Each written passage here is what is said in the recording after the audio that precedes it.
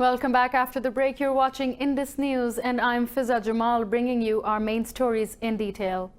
Iran says it has convicted 17 suspects of espionage and condemned some of them to death. An intelligence ministry official says the US agents were caught when a CIA network was dismantled in June. The official says the captured spies were employed in sensitive sectors, including nuclear, military, and cybersecurity. He alleged the CIA hired them through fake companies at conferences in Europe, Asia, and Africa. Tehran says it will soon release a documentary showing a CIA officer recruiting Iranians in the UAE. Saudi Arabia has called on the international community to deter Iranian actions against commercial shipping in the Gulf. Foreign Minister Adel Al-Jubeir condemned Iran's seizures last week of a British tanker in the Strait of Hormuz, calling it unacceptable. Al-Jubeir said Iran should rethink its actions.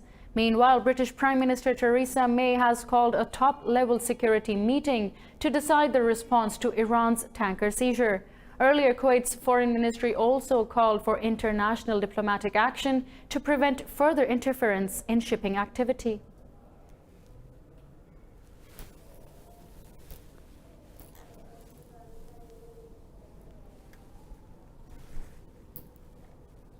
In Afghanistan, government forces have killed 7 civilians, including women and children, in an attack in Logar province. A provincial official says the civilians were killed during an operation against militants. He said the government is investigating the casualties. Now in Somalia, 17 people were killed when a bomb went off outside a hotel near Mogadishu's international airport. 28 others were wounded in the attack claimed by the Al-Qaeda-linked Al-Shabaab group. The explosion echoed throughout the city, sending a massive plume of black smoke into the air. Last week, Al-Shabaab militants killed 26 people in the southern port city of Kismayo.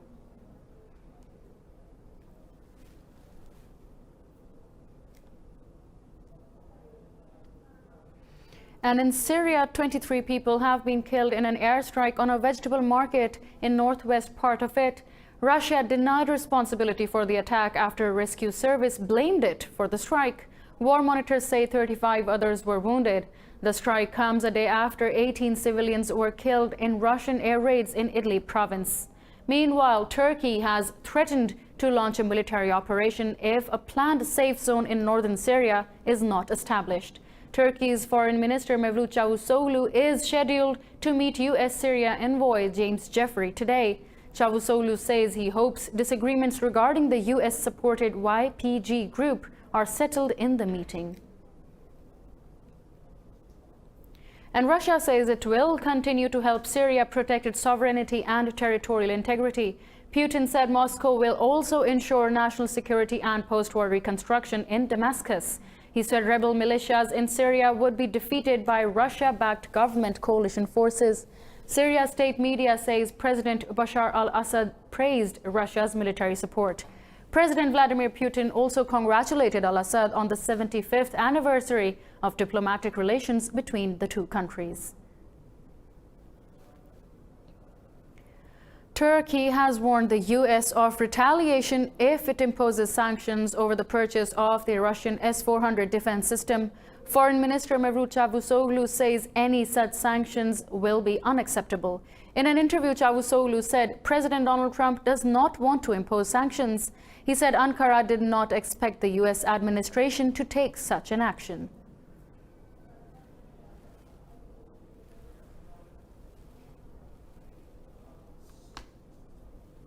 Four people, including 2 women, have been lynched after being accused of witchcraft in India's eastern state of Jharkhand.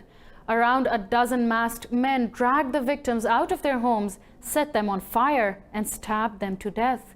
Villagers say the village elders' jury charged them with the practice of witchcraft and black magic. Police say initial investigation revealed the crime was a result of superstitious beliefs. In the last 10 years, official data shows over 2,000 people, mostly women, have been killed in India over witchcraft. 36 people have been killed in northern India after lightning struck their residential areas in Uttar Pradesh and Rajasthan states. Officials say 13 others were injured as seasonal monsoon storms continue to batter the country. They say the lightning killed 14 people in the UP districts of Kanpur and Fatehpur. Another 5 died in Jhansi district and 4 in Jalaun. Flash floods and landslides caused by the monsoon have claimed over 150 lives just this month. Israeli forces have started demolishing Palestinian homes in occupied East Jerusalem despite international condemnation. Overnight, bulldozers accompanied by hundreds of Israeli soldiers moved into Sur Baher village to knock down buildings. The operation has rendered hundreds of Palestinians homeless and forced them to relocate. Palestinian authorities have strongly condemned the move and called on world powers to stop Israel's illegal actions. This comes 3 days after Israeli forces wounded more than 100 Palestinians during weekly protests along Gaza border. Prime Minister Imran Khan says Pakistan is transforming with meritocracy and accountability. He is in Washington on a 3-day visit at the invitation of U.S. President Donald Trump. The two leaders are scheduled to meet today. Addressing thousands of expatriates in Washington, Khan acknowledged the diaspora's contribution to Pakistan's economy. He has also met acting IMF Director David Lipton and discussed Pakistan's recent rollout of IMF-backed economic reforms. Khan also met World Bank President David Malpass. In Ukraine, President Volodymyr Zelensky's party has won Ukraine's snap general election. Exit polls show Zelensky's Servant of the People party took almost 44% of the vote. It is the highest score in a parliamentary election for any party since Ukraine's independence in 1991. The pro-Russia opposition party came second with 11% of the ballot. Ukraine's Central Election Commission says voter turnout was around 50%. After the victory, Zelensky said he will invite the opposition for talks to form a coalition government. The president said ending the war in eastern Ukraine and tackling corruption will be his main priorities. Following an exhaustive month-long process, the race for a new British Prime Minister ends today. Conservative Party members have until this evening to cast ballots for either Boris Johnson or Jeremy Hunt. Johnson, the contest frontrunner, has pledged to stick to the October 31st Brexit deadline with or without a deal to leave the European Union. Hunt said he is prepared to further delay Brexit to get better terms for a withdrawal.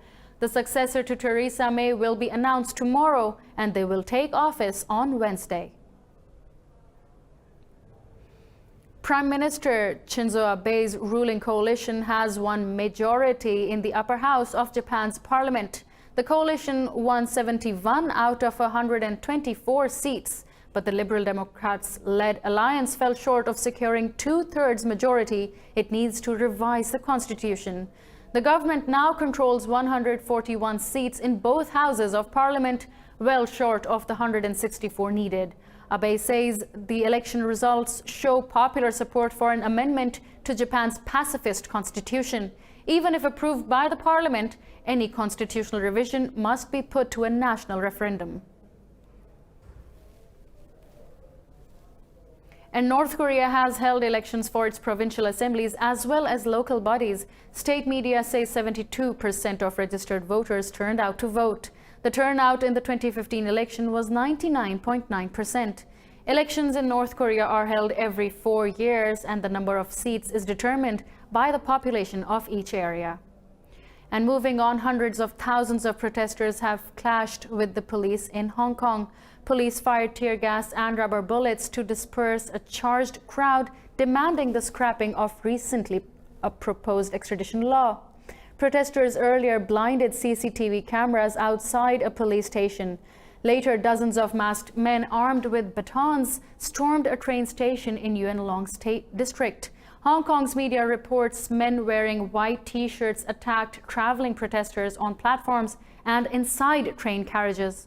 45 people were injured, one of them critically.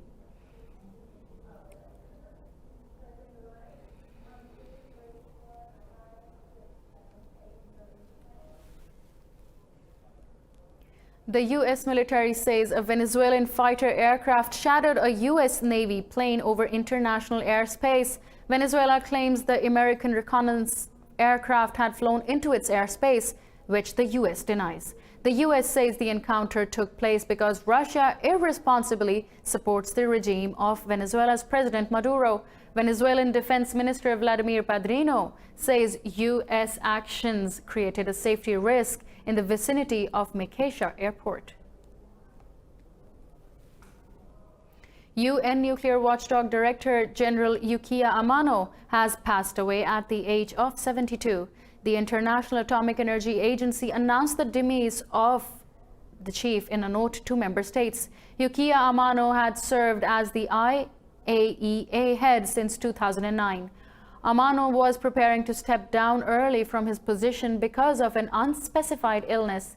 The agency has yet to set a time frame to name his successor, though a race to succeed him is underway.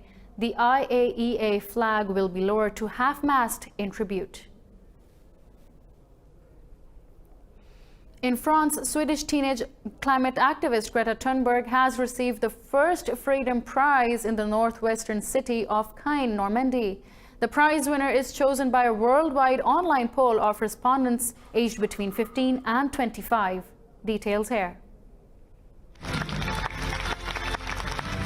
The Freedom Prize was given in the presence of World War II veteran.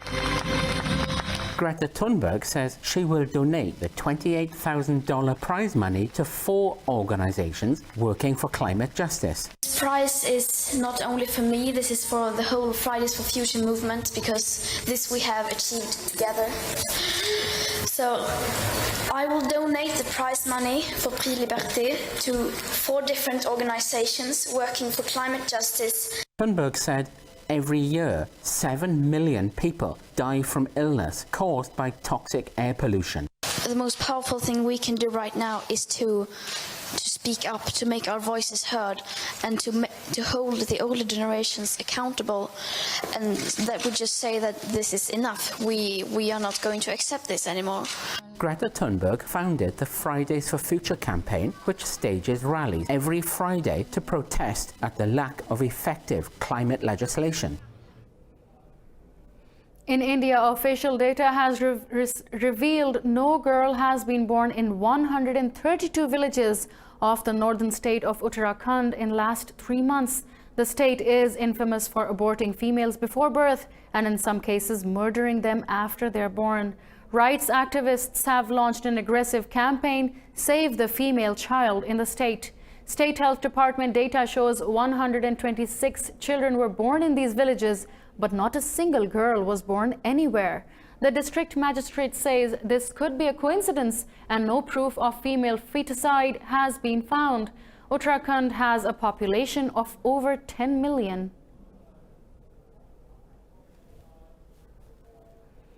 The American-led invasion of Iraq in 2003 caused enormous social and political upheaval in the country.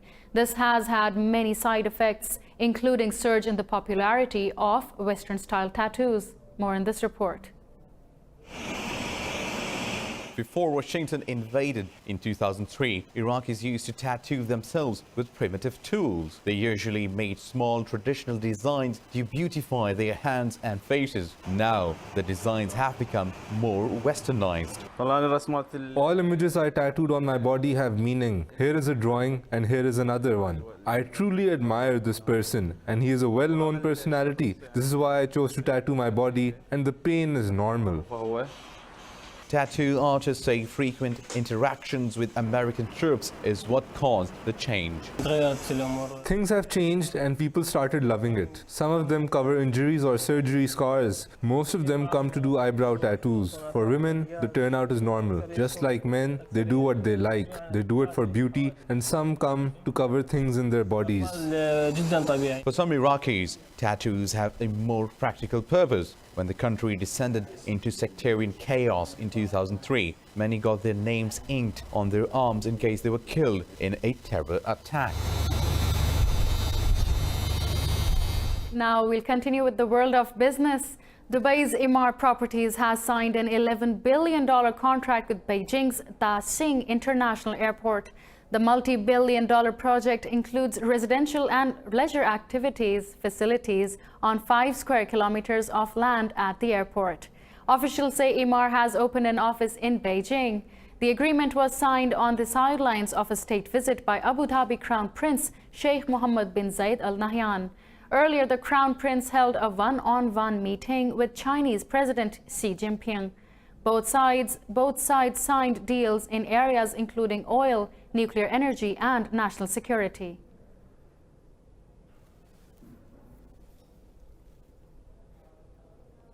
Asian stock markets have fallen over disappointment about the scale of expected U.S. interest rate cuts. Overall, mainland Chinese indices and Japan's Nikkei 225 declined. In Hong Kong, Hang Seng fell amid violent protests over an extradition bill.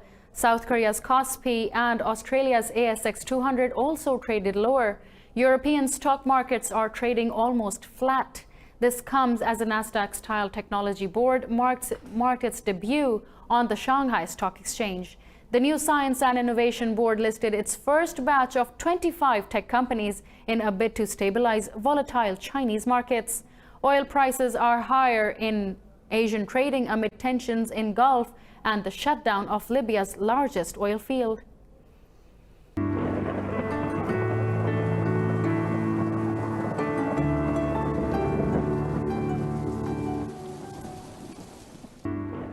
It's getting humid by the day in Lahore, but let's see what the weather is looking like today around the world.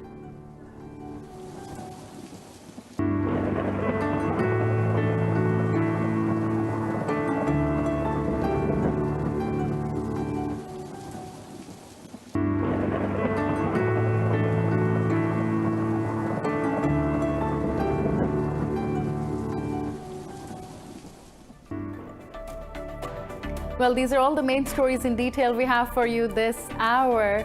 For further updates, stay tuned to Indus News.